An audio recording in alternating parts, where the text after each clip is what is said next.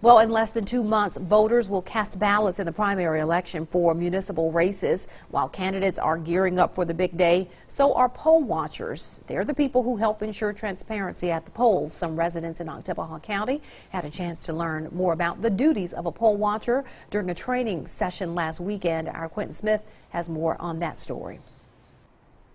Andrea, the Greater Starkville Development Partnership was in charge of putting on the seminar. Now, at the last city election in Starkville, there were alleged disparities that took place at the polls. So, to make sure something like this doesn't happen this year, organizers are training potential poll watchers on what to look out for at the polls. Primary elections are just around the corner, and polls are expected to be packed. Now, while many people will be standing in long lines trying to cast their ballots, there will be a special group of people present at the polls, observing and watching everything that's going on.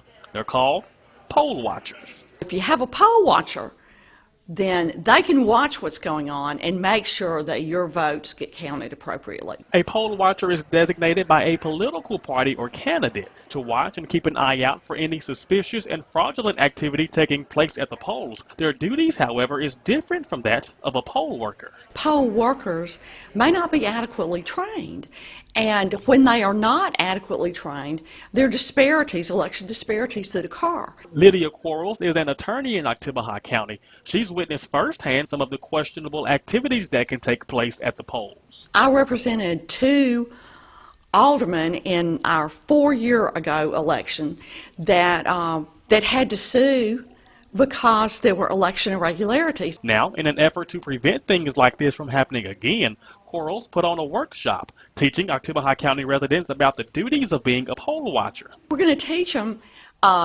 about the idiosyncrasies of the voting machines that we have in Oktibbeha County.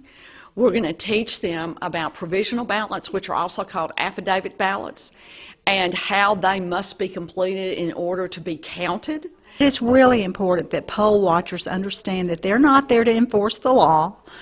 They're not there to interrupt the proceedings. They have a special role to play, and it really helps us, and it has helped us over the past 3 election cycles to be able to clean up, really, some of the errors that have been made in the past. Now, Quarles says she hopes cities and counties will host similar workshops like this one as well, and primary elections are set for May 2nd. Andrea, back to you.